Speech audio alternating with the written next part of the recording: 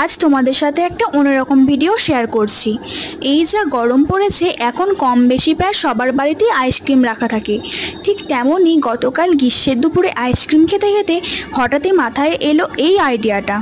মনে মনে এক্সাইটেড আর কিছুটা ভয়ও লাগছিল যে আদেও কাজটা ঠিকঠাক হবে কিনা।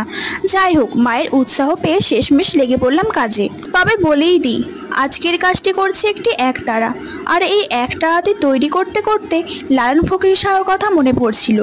লালন ফকিরকে নিয়ে কয়েকটি গুরুত্বপূর্ণ কথা না বললেই নয়।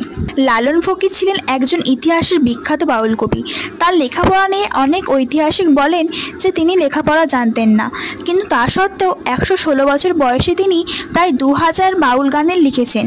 সব লোকে কয় লালন কি জাত কি সংসারে, অতএব লালন উত্তর দিত, আমি হিন্দু বা মুসলিম নই, আমি একজন বাউল কবি। আজকের কাজটি তোমাদের কেমন লাগলো অবশ্যই জানিও। বাই।